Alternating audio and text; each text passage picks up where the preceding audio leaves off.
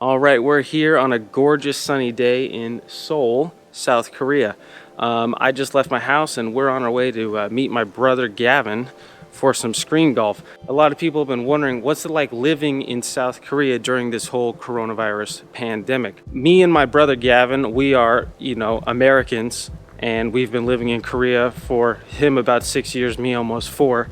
And we don't speak Korean great at all by any stretch of the imagination. I'm hearing a lot of things from my coworkers, my Korean coworkers, my Korean girlfriend. Gavin has his Korean wife to help translate. Korea did a great job at containing the initial outbreaks, and when there was only like 250 cases, they eventually got it down to where there was like 4 or 5 days with no new cases. Just a McLaren sitting right there. Yeah, it's a nice neighborhood. But I don't make McLaren type salaries. Then in a province called Daegu, but a certain church decided to ignore all of the protocol and procedures and warnings and stuff like that, and there was a huge outbreak within that church. I'm about to get on the bus, so we gotta get the mask on, but gotta look cool at the same time. 안녕하세요.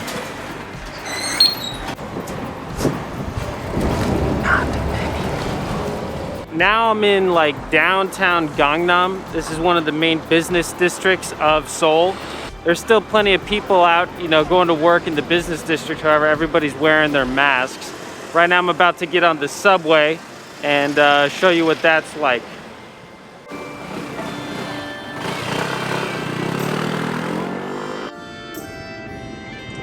환승입니다.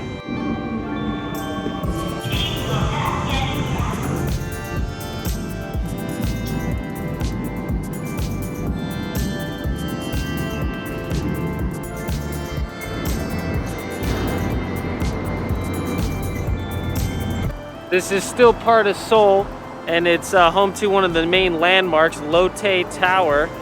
It's taller than any building in North and Central South America. Gotta save these.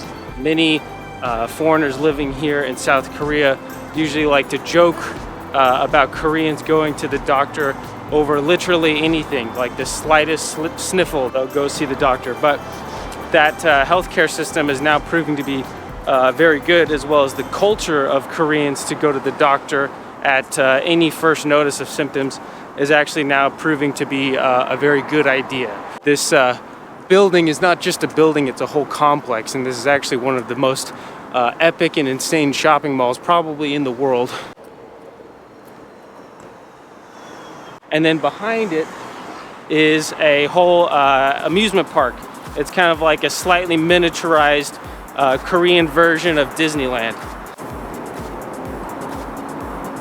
Korea held the Summer Olympics here, and part of that celebration included adding all of these Olympic-themed statues along this whole road. We're here with Gavin and Tarek. We're at Jamshil. What's up? You can see there's a shocking number of people still out and about. Yeah. As long as it's 4 for 10.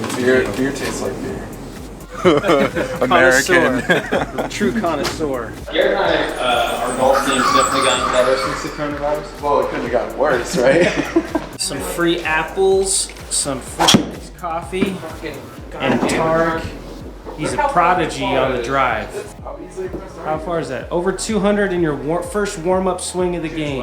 What do you think Korea is doing best in dealing with this epidemic? They just have really fast and easy and accurate coronavirus checks that you can do the drive-through. If you don't have it, they give you a text, and if you do have it, they call you. And they've had the test pretty early. People self-quarantine if they got it. Girl, she asked me if I wanted a champion seat. I was like, don't I look like a champion? 169. That's a good shot. We get these security alerts. This one just buzzed off. A bunch of Korean. I'm sure it's really helpful if you speak Korean fluently. Tarek, how many beers you on? 3. Okay, Mom? Yeah, this is a tough putt. Look at that downhill. And what are we doing? And you're going long. Double bogey. Not that great, but I'll take it. If you think you're showing coronavirus symptoms, there's a simple number, kind of like 113, kind of like a 911 type number that you could call, and they'll show up to your house with a quarantined vehicle so that you don't go to the hospital and contaminate anybody else. Korea is one of the least obese countries in the world.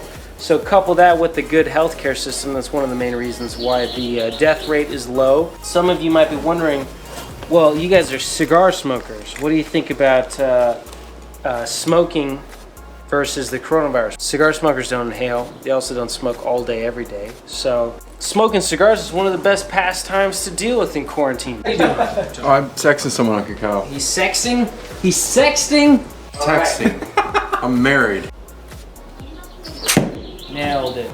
That's actually a really good shot. MVP, which is also a nice way of saying second place, plus 38. But if you see here, I got the heart, which means I got the birdie of the game. They usually have a beer festival very close to my house. They close that, and they close like concerts and stuff like that. I think the schools are gonna open as of April 6th. At least that's what they've been saying. There's been no shortages of food or toilet paper. Social distancing is the most important thing. So, you know, when we hang out with our friends, it's in groups of 3 or 4 max. Right, Tarek?